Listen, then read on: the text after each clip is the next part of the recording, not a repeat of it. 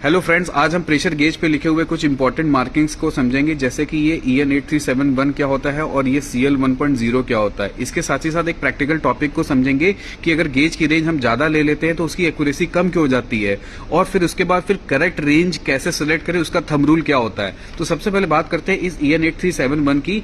तो EN का मतलब होता है दोस्तों यूरोपियन स्टैंडर्ड, और 8371 स्पेसिफिकली ये बताता है कि बॉल एंड ट्यूब जो है इस प्रेशर गेज के लिए बनी है वो एक स्टैंडर्ड है। इसका मतलब है गेज का डिजाइन, टेस्टिंग, सेफ्टी और एक्यूरेसी जो है यूरोपियन नॉर्म्स के अकॉर्डिंग हुआ है। तो सिंपल वर्ड में कहा जाए कि क्वालिटी और रिलायबिलिटी को कंफर्म करता है। जिस गेज में ये नहीं होता उसकी क्वालिटी को आप क्लासीफाई नहीं कर सकते। अब बात कर लेते हैं इस CL 1.0 की। तो CL का मतलब क्या होता है, एक्यूरेसी क्लास, और 1.0 का मतलब होता है +- 1% एरर ऑन फुल स्केल।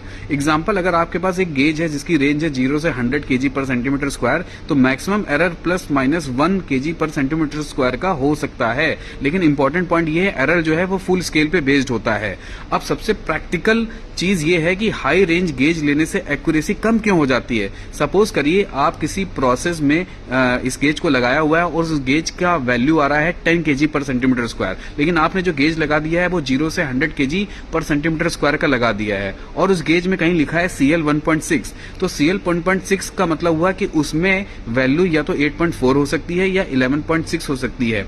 तो इसका मतलब क्या हुआ कि प्रेशर गेज की रीडिंग इसके बीच में होगी, एकदम एक्यूरेट नहीं होगी, क्योंकि इसकी एक्यूरेसी क्लास आपने ये सेलेक्ट करी है। रीजन सिंपल है, एक्यूरेसी जो है वो फुल स्केल पे बेस्ड होती है, और मैकेनिकल मूवमेंट जो बॉल एंड ट्यूब का होता है वो लो प्रेशर पे कम होता है, इसलिए उसका रेजोल्यूशन प्रॉपर नहीं आ पाता है। इसलिए ओवर साइज गेज को हमेशा अवॉइड करना चाहिए। अब लास्ट और इंपॉर्टेंट पॉइंट ये है कि करेक्ट रेंज जो है वो कैसे सिलेक्ट करें। अगर आपको ये पूरी डिटेल का PDF चाहिए तो आप कमेंट में गेज लिख दीजिएगा, मैं आपको पूरा PDF और SOP आपको सेंड कर दूंगा।